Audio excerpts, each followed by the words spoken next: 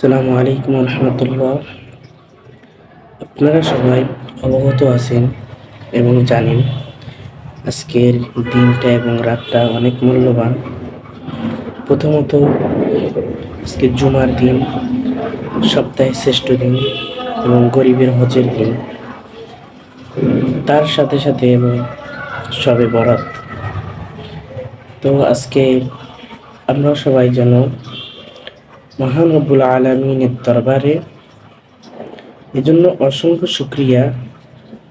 আর আজকে যেন আমরা বেশি বেশি ইবাদত বন্দেগী করতে পারি, জিকির আজকারের মাধ্যমে, নামাজের মাধ্যমে, দোয়া দুরূদের মাধ্যমে, কোরআন তিলাওয়াতের মাধ্যমে এই কামনা করি। আর আল্লাহ রাব্বুল আলামিনের দরবারে আমাদের চাওয়ার তো কোনো শেষ নাই, চাওয়ার বলার কোনো শেষ নাই। আমাদের গুনাহ দিকে তাকাইলে আমাদের মনে হয় না যে আমরা পার পেয়ে যাব, কিন্তু যে আল্লাহ রহমান রহিম এবং আল্লাহর দয়া ছাড়া আমাদের পার পাওয়া যাবে না।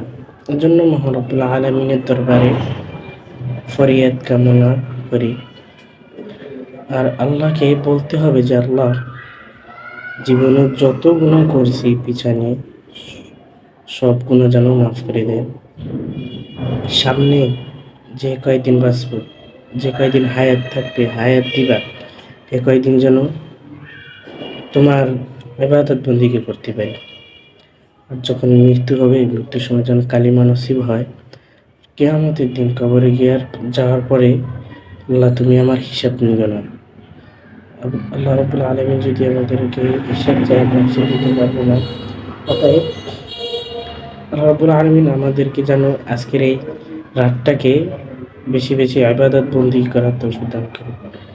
প্রতিটা রাত, প্রতিটা দিন রাতই মহান, কিন্তু যে এর ভিতরে কিছু কিছু রাত, শ্রেষ্ঠ দিন আছে। যেমন আজকে শবে বরাত, আজকে শ্রেষ্ঠ দিন। আল্লাহ রাব্বুল আলামিন আমাদের সবাইকে বুঝার এবং আমল করার তৌফিক দান করুন, আমিন। সর্বপ্রথম আমি এবং সবাইকে আমল করার তৌফিক দান করুন। আর আল্লাহ রাব্বুল আলামিন আজকে যেন আমাদের সবাইকে মাফ করে মাসুম হিসাবে কবুল করে নেন।